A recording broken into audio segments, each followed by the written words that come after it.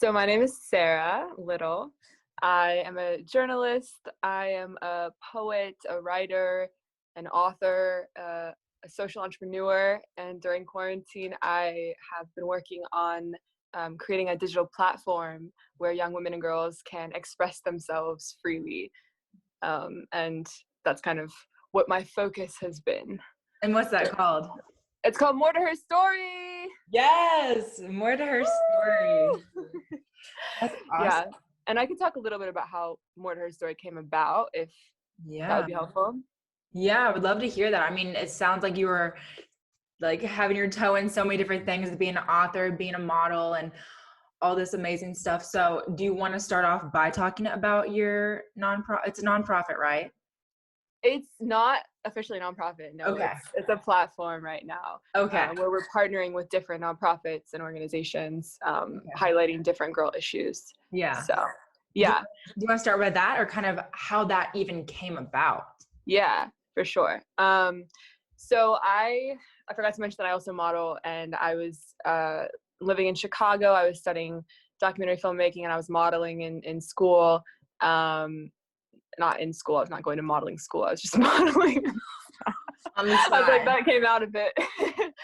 And I just wasn't really content with the path that I was on. I felt like God was really calling me to pursue another path away from modeling and all of that, everything that comes with the industry. Right. As you know, it can be a very superficial industry, and obviously it deals with how you look, and and that can get to someone after a while. So I felt like God was calling me onto bigger things, and I took a gap year from school. I wasn't really sure what that year would entail, but I knew that I wanted it to be full of purpose and action. And so I went to London for a couple of months, and I volunteered part-time with this refugee organization.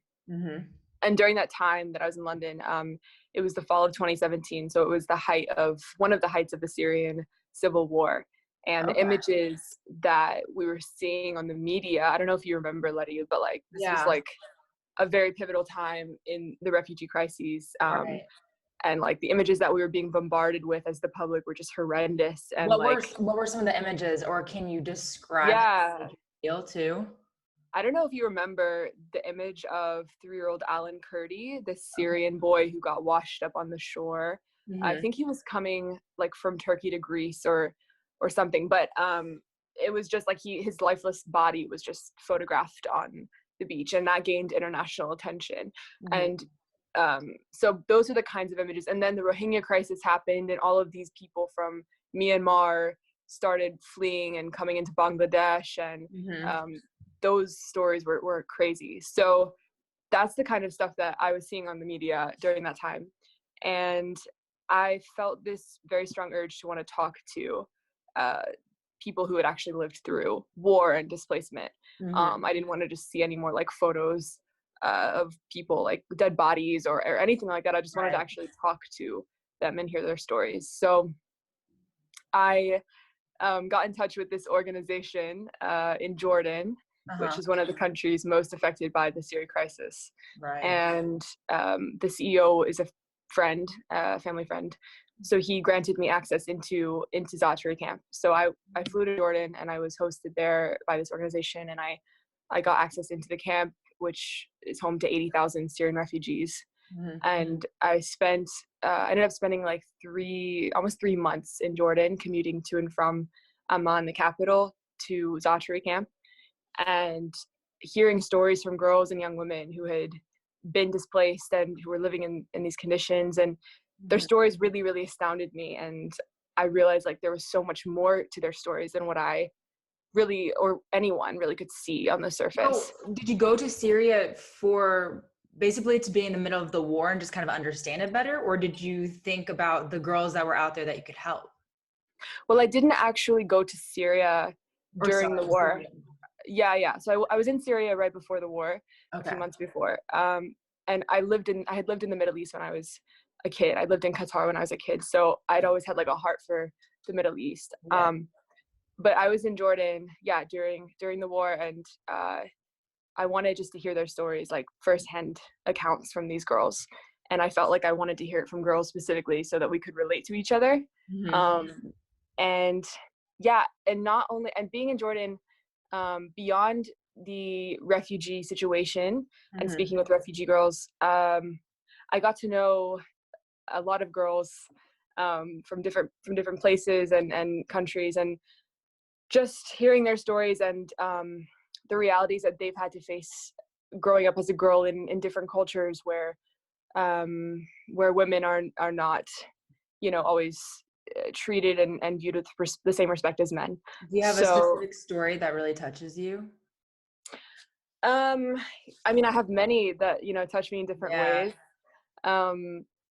I think so. Anyway, hold on. Let me just back up a little bit to because there's Jordan, and then after Jordan, the project like kind of evolved. So I was hearing these stories from girls, and I wanted to continue, and so I ended up getting in touch with the United Nations Refugee Agency, and I ended up flying to Belgium, to Brussels, to meet with girls from Afghanistan that had been displaced and resettled in Brussels. And then from there, I went to Greece, and I went to Palestine, and I went to Kenya, meeting with girls in the same situation and in different places and camps and whatnot. And during that time, I was collecting all of this information and collecting these stories. And so all of that to say is like, there's also a book that is in progress right now that I'm writing based on my experiences and my conversations with these girls. So yes, back to your question about a story that stands out to me more than others. I would say that there is a story that there's a girl that I met in Brussels with UNHCR. Her name is Medina, and I met her when she was 16, but she has an incredible story where her father tried to marry her off when she was 11 years old.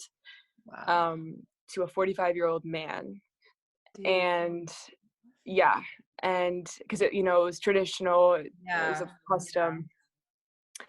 And so she was 11 years old, and her mom saw a brighter, better future for her daughter. Her mom had been married, I think, when she was 13. And so she knew the consequences that came with getting married that early. Right. And she didn't want that for her daughter. So she ended up taking Medina and her 5 siblings. It's insane. 5 siblings. And you know what? Actually, it was 5 siblings, but one of them was a newborn. So like literally, like the mom was like carrying a newborn and like 4 kids. Like they had to hide, and it was. Were they running away from her husband, the father? Yeah, so they're running away from her father, and they ended up, covertly going to Belgium and seeking asylum under UNHCR,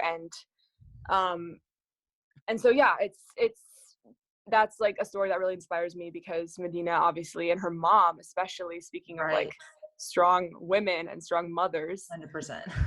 Yeah, like what? Like having the bravery to like take all of your kids and because you want a better future for your child. She had to leave most of her belongings too, so it was pretty much like the clothes on their back and maybe like a bag or two, if that. Yeah, I mean, I don't know the details like that specific, but I just, that story always inspires me and is one of the reasons why and Medina and I keep in touch to this day, and she's become one of my closest friends. I visited her like 3 times in Brussels since then. And and it's just stories like that really inspire me and and that's one of the reasons why I created why I'm writing a book, and also why I created this digital platform, More to Her Story, to amplify the voices of girls, living in situations or have undergone situations similar to Medina's. So the platform, tell us a little bit more about the platform. So it gives people the opportunity to speak out anonymously about situations they might be going through. So it can be either anonymous or, not anonymous.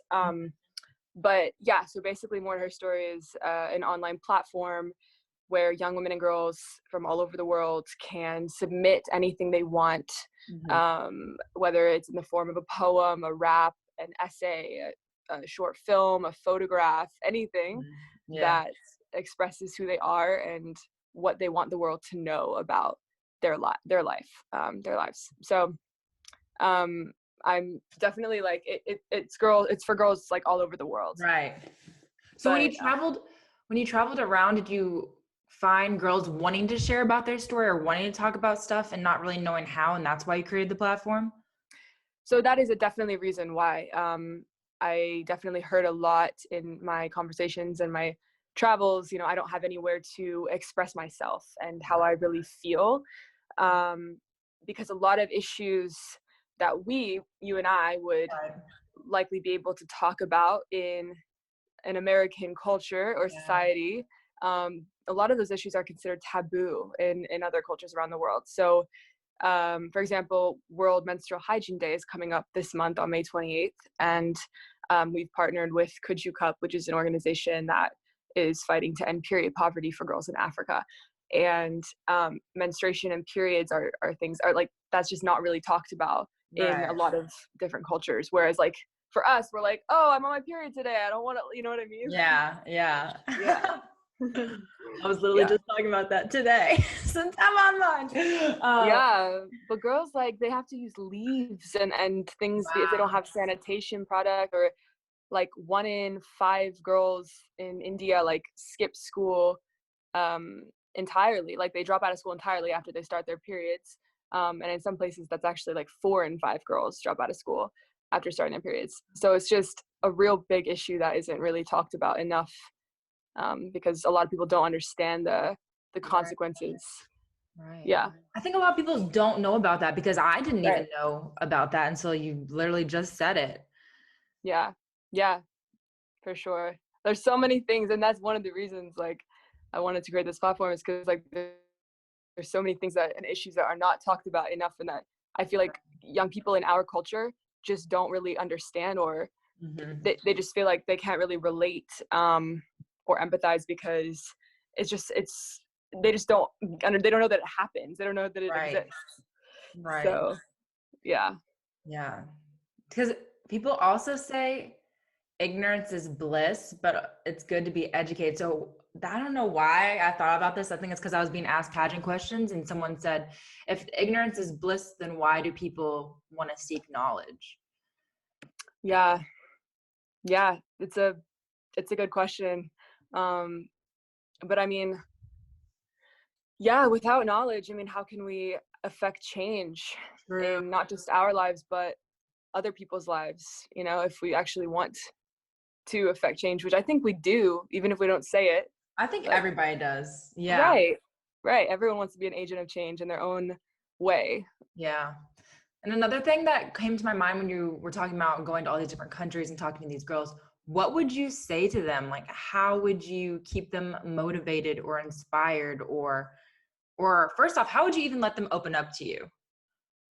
Yeah. So it's interesting you asked me this, because yesterday I was just thinking how crazy it was that I was even allowed into these camps to interview these girls. That's what I was thinking. Honestly, I was like, how did she get access? Who did she contact? Yeah. And it's like, in hindsight, it is a bit baffling, because I was 20 years old at the time. I'm 23 now, and I had no real experience interviewing anyone. I'd never interviewed literally anyone, not even for a school project.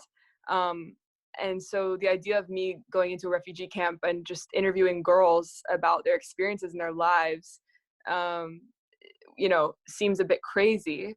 Right. I had a lot of access because of the people that I know and my family knows. And so that was like a big help, just in terms of like getting into the camp, because that's like half the battle, is getting into it. But once I was there, like I had an Arabic translator with me, and I've always had translators with me wherever I've been, who have also been able to like culturally translate things.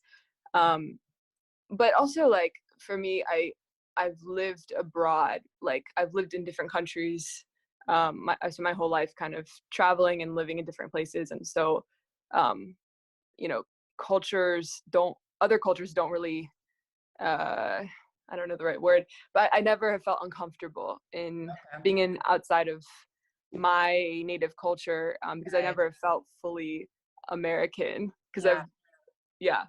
So where have you lived, and at what age did your parents start living in different places around the world? So when I was a kid, we would spend a lot of time, like I was homeschooled when I was young, like in elementary school, because we would just be constantly like on the road. Like we would take extended trips to Africa and Europe. What did your parents do to travel so much? So my dad is a social entrepreneur. He's founded numerous organizations helping young people find jobs in different parts of the world. My mom is a documentary photographer. So Cool. she was always taking photos and, Yeah, they go to good. It's like a duo because they both need to travel. Sure. Yeah. And so, we were just constantly spent a lot of time in the UK as a kid. And then when I was in 5th grade, we moved to Qatar, lived in Doha for 3 years. So I spent 3 years going to international school there, and then came back to the States for a year and a half. And then I went to Costa Rica for 6 months. And then I came back for another year, went to another school, and then went to Chicago. And then and then I was in Jordan and London for a bit as well. But my whole life has just spent like different places, and which is, I feel like, one of the reasons why this wasn't super daunting. Right. Mm-hmm. Yeah. So what skill set do you think you gained from moving so much? Because I've heard stories of kids moving schools and it being traumatic for them and really hard to make friends. And how was it growing up, going to so many different places? I didn't really realize. I was trying to find a word that described me when I didn't know there was a word for it until I left for college. And I just started realizing like I don't feel like I can relate to my peers as much as I want to, because I felt a bit like you feel like both an insider and an outsider at the same time. Right. And so I did some research and I found that there is a word for it. And it's called third culture kid. Okay. You probably have heard of it before, maybe. But it's someone who has like lived some or most of their life outside of their country that their parents are from, natively. So and like there's a lot of research and studies around TCKs, third culture kids. It's really geeky. It's kind of nerdy. I'm like, you dove into this. I'm here for it though.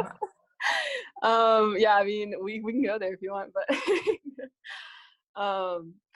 it's definitely. Wait, what was your question? Like, how has it impacted? What skill sets, or what do you think that you've gained from living in so many different places? How do you think it's affected you? Adaptability. Yeah, for sure. I feel like I'm much more able to adapt to different, often daunting, environments that many of my friends have told me like they wouldn't feel comfortable adapting to, or it would be harder for them to adapt to. And being more comfortable around people that haven't lived their whole life in one country or place. Right. So do you think living in all these different places is what sparked you to be so interested in the Sudan war? Well, the Sudan war. Crap, that's not what I'm trying to say. The Syrian. Oh my gosh, I didn't even want this. Bruh, this is also foreign to me because it's such your thing. And for most Americans, or I should just speak for myself, for me, like I don't really learn much outside of the US. Mm-hmm. That's a lot of people though. You're not alone in that. Besides stuff that's on the news, like the big headlines. And quite frankly, that's not something that's usually on the big headlines. The big headlines have to deal with America and another country. We're not really focused on just what's going on in other countries. I mean, you can read stuff here and there, but it's not something that's conversational usually. Right. And also the media often distorts or they just not distort, but just tells one side of the story. And the truth is there's many dimensions to every story and person. So I think She's like, oh my gosh. You're like, I'm gonna be nice because she's my friend, but like, dang. No, not at all. I really, honestly, like, I appreciate you even being curious. Mm-hmm. I mean, I know this is an interview, so technically you have to ask questions, but like, I appreciate you being curious, like, because this is something that you're right. A lot, not most, but a lot of people who grew up or lived their whole lives in America, especially America, tends to be a bit of a bubble. 100%. And you don't realize you're in a bubble until you leave. Like, I remember the first time I left the country and I lived in Australia for 6 weeks, and I came back to America and I was like, holy crap. Mm-hmm. There's so many things here that we could do better, but we have so much influence on the world as well. Like, all over the Australian news was American news and what we were doing and how people were reacting to what we were doing. And I just thought that was crazy because I didn't realize how much of a powerhouse we really were. Yeah. And it's important to keep that in perspective, and also to remember that, like, there is a whole other world out there, and we're not the center of the universe, you know? Right. Which I think a lot of people do think we are. I think, so how do you get people, or what is your mission to get people to care? Because what do you feel like your mission is, or what do you think you've found your purpose in life yet, or are you still exploring that? I think that's a lifelong journey I to agree. finding the purpose. But I do feel like God has given me a purpose of amplifying the voices of girls around the world. Mm-hmm. And how do you get people to express interest or support when they maybe haven't traveled outside the country or don't know what it's like in the countries that you've been to and you've seen firsthand? That's a great question. I think it starts by doing exactly what you're doing, which is asking. And it's the same for me. Like, I ask people, I try to draw them out. I say, well, even though you haven't been to this country, or you don't understand this conflict, or you just watch Fox News, or you just watch CNN, like, you know, what do you know about this, and what do you want to know more about, and let's talk about that. Because I mean, you have to meet people where they're at, right? You can't just kind of try to come in and impose your own beliefs or your own ideas, because the truth is, every single person has their own set of beliefs and ideas. And it's very unlikely that in one conversation you're going to change those. So and I'm not trying to change them either. Like, everyone has their own whatever, like, everyone's entitled to their own opinions. You're trying to make people aware, is that right? Sorry? You're just trying to make people aware. I'm just trying to make people aware, exactly, and give girls an avenue and a microphone to really, because I feel like too often people come in and they say, thank you for giving these girls a voice, but no, I'm not giving them a voice. They have a voice. They have loud voices. And it really bothers me when people say that, because it's like, no, there's no way I'm giving these girls a voice. Like, I'm trying to give them a microphone to use their own voices. Why do you think people say that? I mean, it's like a common term. It's a common phrase. You're going to give these, people a voice who don't have one, because they're living in situations where they're suppressed or oppressed. And there is truth in that. I mean, a lot of these people don't have the ability to raise their voices or to let people know what's going on, but that surely doesn't mean they are voiceless. True. Yeah, it's interesting because the way you spun that to make you think like they do have voices, they just don't have a microphone where they can amplify their voice. Right. So is that what you think the platform that you've created is doing? Hopefully that's the goal. Yeah. I want girls to feel like they have agency over their lives, and that their voice matters, and that what they have to say matters. Because too often girls are told, especially in cultures especially in more male-dominated cultures, where girls are told like their voices just don't matter, and they're really reserved to the home and to bear children, to be a wife, to be complicit, to be silent. That's really the narrative that so many girls around the world are being fed and told, and ultimately how can you not believe it if your family's telling you that, if your society's telling you that, and no one is really handing you a microphone or saying your voice does matter. Right. So what would you say to these girls whenever you would talk to them? Well, about what? You mean like just... Yeah, I don't know, what would you say to them? Would you try to uplift them, motivate them, or did you really just kind of ask questions? Yeah, I was more just curious. I was there hearing their stories. I wanted just to be a person that they could feel safe with, and that would listen to them. I think I tried to not be someone who just flew into a country, got a story or got a few stories and flew out. I wanted to spend time with these girls. I wanted to gain their trust. These girls are like, they're my friends. Like I talked to them. I was talking to a girl last night. Like she was living in Zatari camp in Jordan. She's living in a refugee camp, and her and I were like up late texting on Instagram. Yeah. And that's like the access that we have today as young people. Yeah. Like we can communicate with people wherever they are in the world, which is wild. Some people, and my mind goes back to maybe some people, even me, I was like, oh, like she's communicating with these people in these refugee camps. Okay, it must be a lot more forward in advancements in technology than I was thinking, because I've never been to a refugee camp before. I don't know what they look like. I don't know what the buildings are like. I don't know if they have Wi-Fi. I don't know what's going on there. And so just describe what they look like, describe anything, because I'm sure I'm not the only one that's a little bit ignorant to this conversation. And I think that if I can ask these questions and still be okay with myself, even though I feel silly at some points, like don't feel silly. People are gonna like it. Yeah.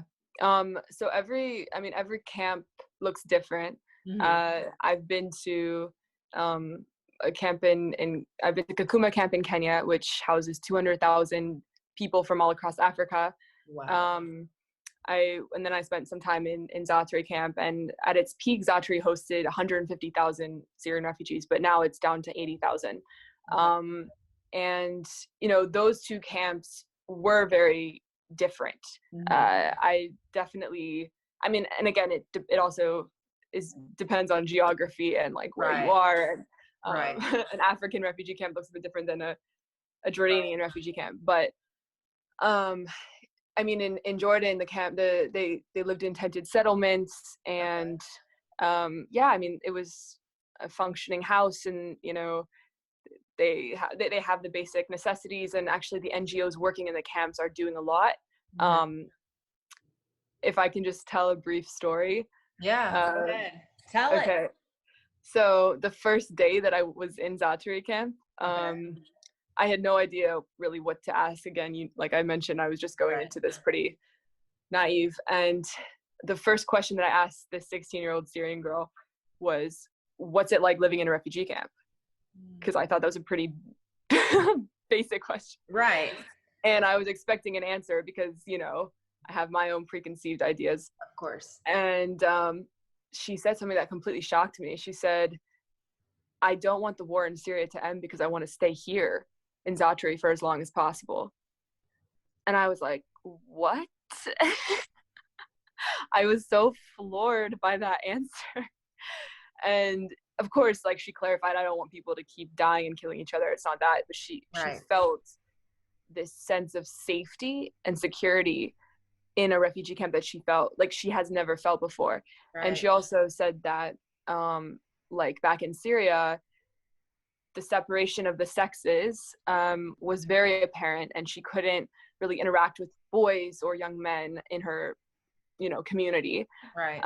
But in Zatari, they could take classes together, they could see each other, they could learn together, and that really helped to let both sexes understand each other better. Right. And she felt like she also understood her rights as a girl more, because the NGOs in the camp were teaching classes on women's rights, whereas like obviously they didn't have that back in Syria either. So it's just, yeah, it was like this weird revelation where I'm like, wow, we don't like hear or see this side of the because story. we think of refugees in the news or hear them as place where people are, you know, struggling to survive and they go there, and Right. you don't think of it as a safe haven or I mean, I guess you do think of it as some place somebody wants to be, because they're obviously taking refugee from the place that was not so good to them. But so you said one place had tents, and were there buildings or what else? Like, describe the way it looked.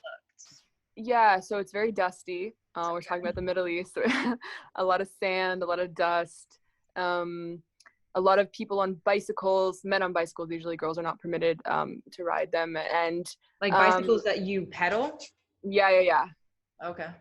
So a lot of boys on bicycles, you know, picture like women tending to clothes racks, and a lot of, you know, people smoking cigarettes and laughing and walking together. And there's this one main road that's actually named after the famous street in Paris, Champs-Élysées.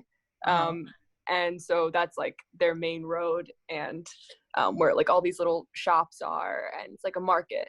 And so that's, yeah, and it's a lot, it is very functional. Like Zaatari is very functional. And not, I mean, of course, Tama, the 16-year-old girl, she is not like the majority. Like she's not everyone wants to be there. Right. Yeah. But in Kakuma, in Kenya, there's just a lot more people, a lot more poverty, a lot more disease, just by the nature of, again, where they are, geography. Right. Yeah, so that was a bit different. I mean, it's more like huts than tented settlements. Right. Yeah. And then I was also in Greece, in Iliona's camp, and that was more like Zaatari, where like they were living in more of like houses, and there were walls, and there was like graffiti on walls, and little kids were like running around, and there was a soccer field. I mean, there's like there's life going on, you know?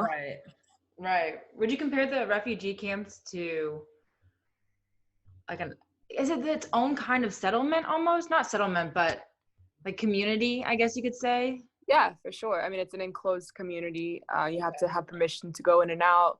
Okay. Actually, it's interesting because in Iliona's camp in Greece, it's right on the outskirts of Athens. So people do like leave to go in and out to get groceries or to go out and social. Like it's not like they're confined in the camp. Whereas like in Kakuma or in Zaatari, I think things were a bit more. They took more security protocols and precautions. Oh wow.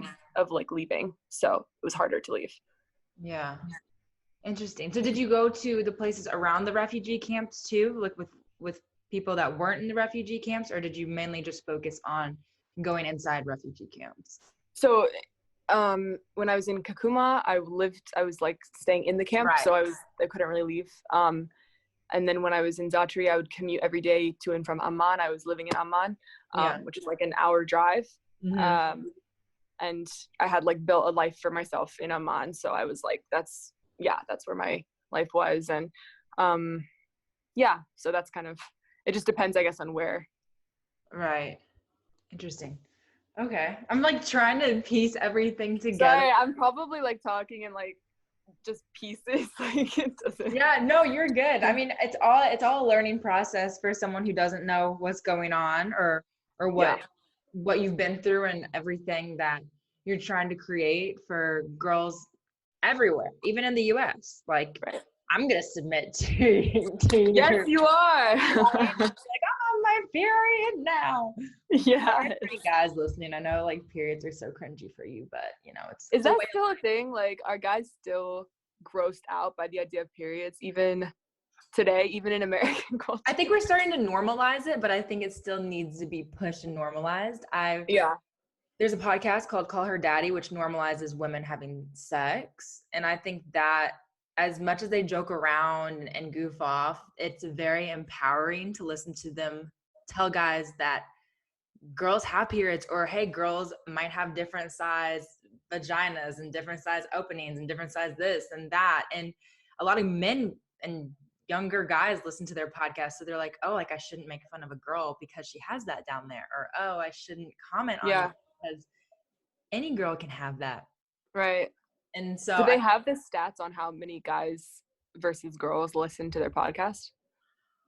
I have no idea, but I would argue it's probably half and half, honestly, because they like post, you know, college guys listening to it in the locker room, like before a baseball game, like at big D1 schools and things like that. So yeah, so they're normalizing it. They're a little reckless sometimes when they talk about things, but they do in that aspect have a form of like woman empowerment that I see, and I think that everybody who listens to it can also talk about how they view their bodies differently, and guys who have listened to it view women's bodies differently. So I think we're getting there. I think more conversations needs to happen, but we're definitely getting there. And I think also confidence in girls, like with each other, you know, we can't break each other down. Oh my gosh. And you and I are like, I feel like you and I are good at that because like we always like bolster each other, boost each other, like share each other's stuff. Like that's what real friends are for, you know? You have to. And you have to surround yourself with people because we're still not treated equal to men. Okay. Like that's sure. Yeah. It's going to take many years. Yes, we've come so far and I'm so happy for that because I can't even imagine being my grandma not being able to buy a car back in the day without a man signing off, like, you know, stuff like that. And I think we just need to talk with each other more and normalize things. Like I remember being younger in my locker room in college and girls making fun of my body. Like, wow. Yeah. That's wild. I think like what would they say about your? They would just pull apart different like things like about my boobs or, you know, anything. They're like, oh, like that's weird, or like, oh my gosh. And it made me feel self-conscious about it. And like now my boyfriend's like, I love that about you. Oh my gosh, like why would anybody say that? And I think a lot of the times like girlfriends, like, so if you're listening to support your female friends, if they're like, oh my gosh, is this weird on my body? Like let them know it's not weird, or let them know like everyone's body looks different. Because you remember that awkward stage, what is it, like at the end of elementary school / like going into middle school, where you're like starting to explore your body and like go on things and get hair places, and you're like, oh my gosh, does yours do this? And then you're like, I don't know. And I think just having conversations with people, talking about how normal it is what's going to move us forward to appreciating our bodies. For sure. I totally agree with that. And I think also it has to do with parents being willing to have these hard conversations with their daughters.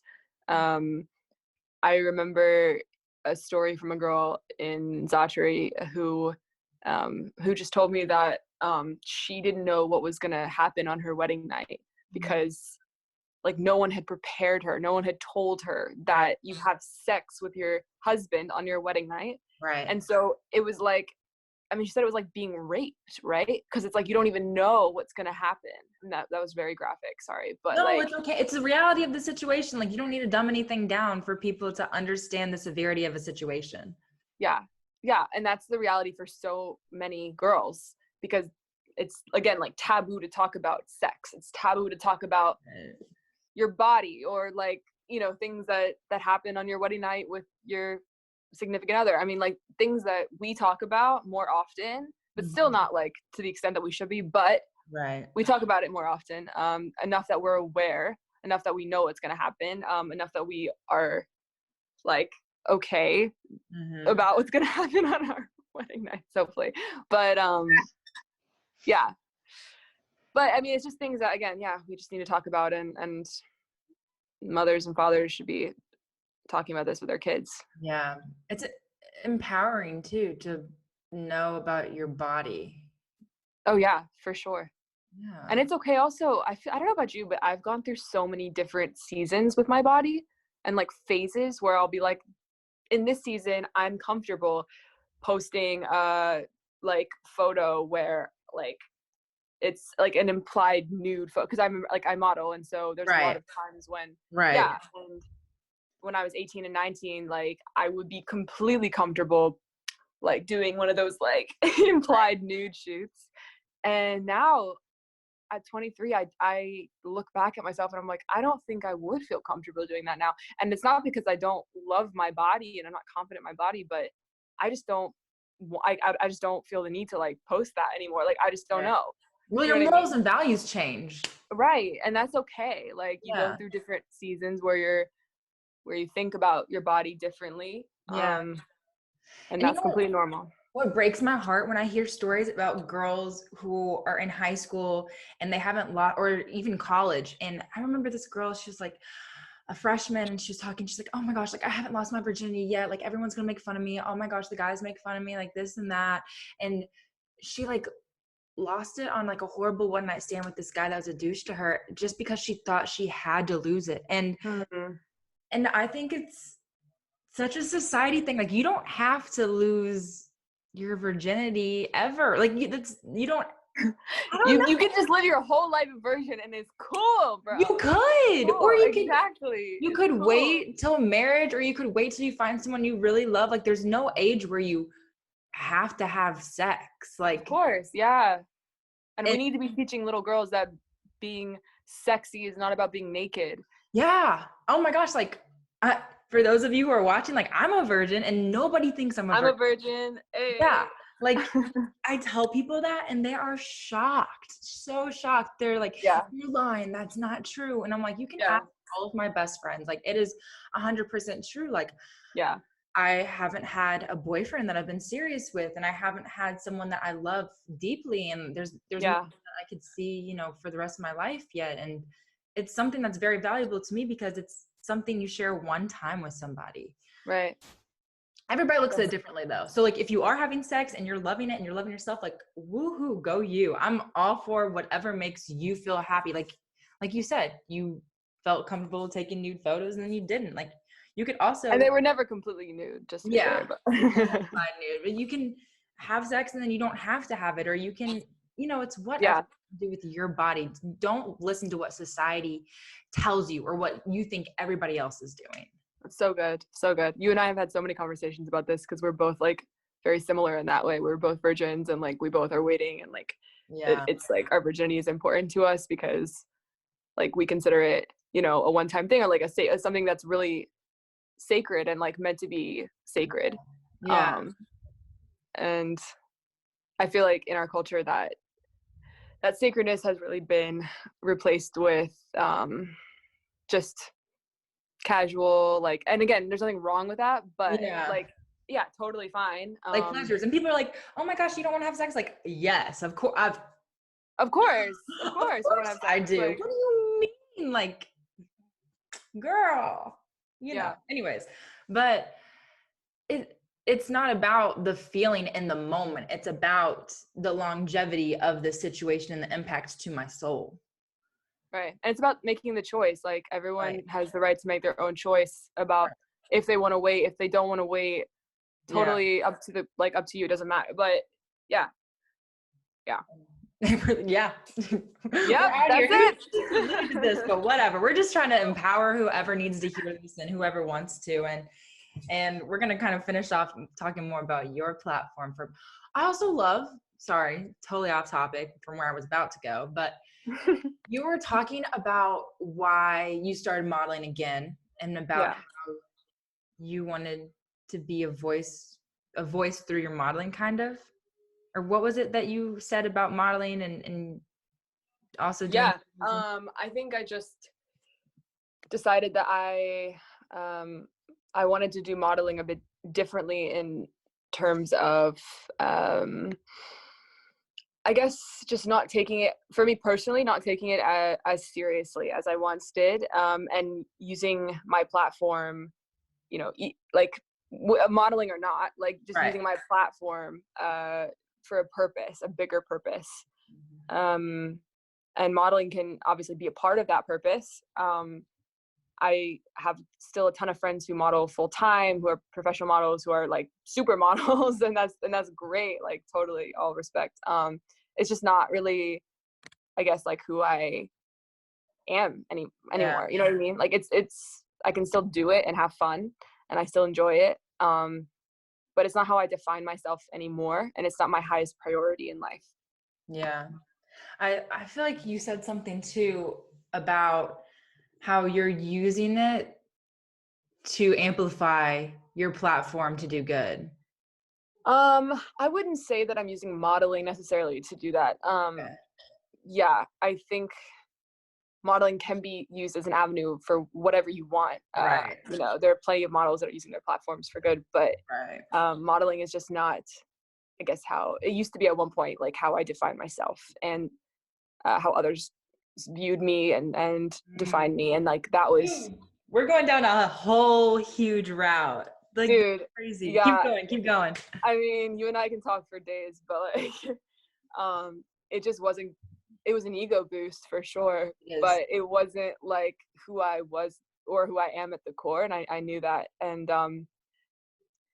when other people, when enough people just try to define you and put you in a box of something, then you start to believe it yourself and believe, oh, I'm all that, like I'm a big model. Like, it's like, no, like, shut up, like, come on, like we're all just out here like living, and we're all people, right? And doesn't matter, like, your status at the end of the day does not matter. Like, we're all just people, we're all just hustling, we're all just doing our own thing. And it's yeah.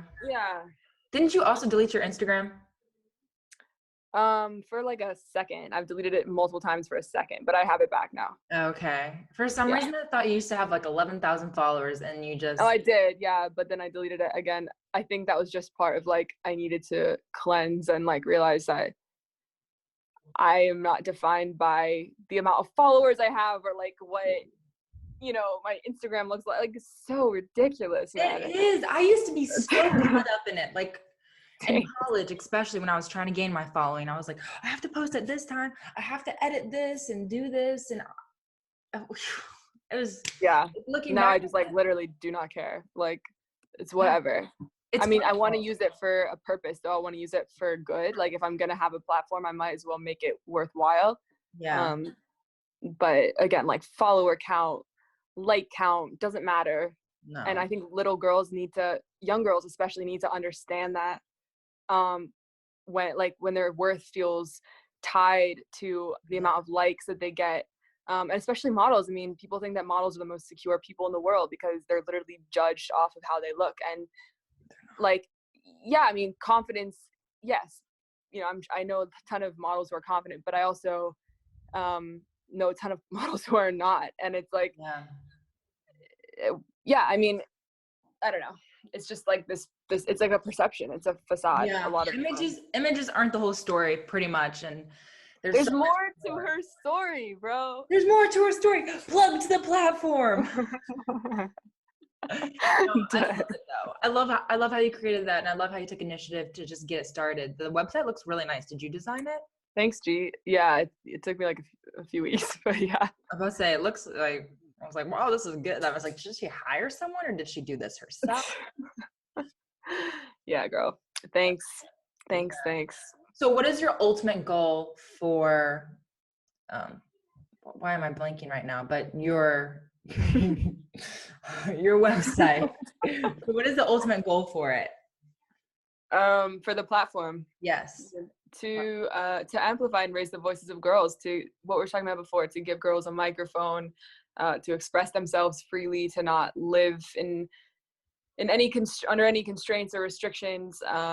Nothing is off limits. Nothing is taboo. We are stronger together.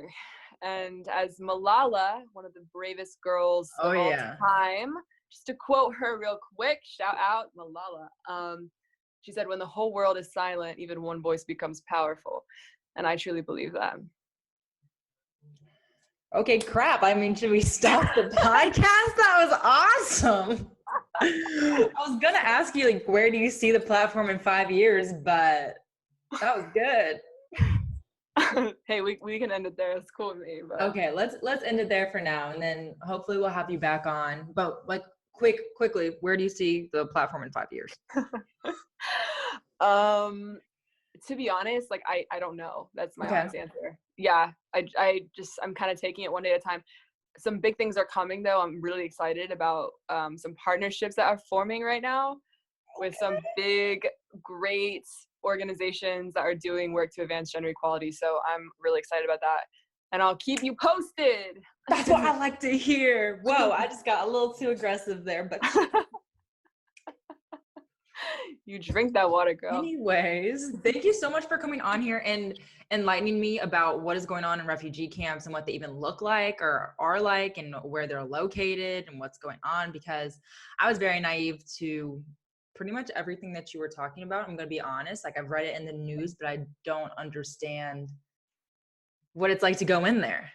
I think not many people do, to be honest, unless they're like working in this space. I think a lot of young people are naive. I mean, I was naive like when I went in, so it's, yeah, of course, like it's all about curiosity, right? All about asking. Facts. Okay, one last quote that's your favorite quote. I know you can even say the same one you just said, a quote or something that you want to leave for the audience. Last little brain surge for everybody. I would say that authenticity is Dude, say it. I don't actually have a quote. I'm just trying to okay. Oh, you're about to quote your own quote, your own quote. Here we go. We gonna get something good here. No. I would just say I said this on an interview yesterday, actually, but I'm going to say it again because I really, truly believe it, that we live in a culture where we are constantly talking about everything, and people are using their platforms for anything and everything. Yeah. And if every voice is amplified, then we hear nothing. So I would encourage young people, young men, young women to use their platforms accordingly to talk and speak out about issues that really do matter. Otherwise, it's all just white noise, and I'm tired of the white noise. I think we need to really amplify important things and raise awareness about things and ask questions, because, I mean, as you said, Letty, like, I think a lot of people are naive to these important issues going on around the world, and there's nothing wrong with that. Mm-hmm. But the only way to combat ignorance is to ask and be curious. Yeah, that's so good. And also to be mindful of what you're looking out for. So when you said like what you put out, you should, do something to make a difference. You should also think about who you follow. And if you're learning from them or gaining something from them, because if they're draining you. She said it. Sorry, I didn't mean to like take No, do it. I love it. I didn't even have to talk just then. I talk too much sometimes, so. But thank you so much for coming on here. I loved learning about her story a little bit more to her story. There we go. I learned about more to her story and all the backstory to making that happen. So thank you so much for coming on today. Well, I love you, and thank you for having me. And I'm glad that we can empower each other as strong women and use our platforms to affect change. That's it. All right, guys, thanks for watching, viewing, liking. Please like. I'm kind of getting, at the starting point of this, so. And also hit that subscribe button. Yeah. Wow, I sound like such a YouTuber right now. Okay, we're gonna go. Bye, guys.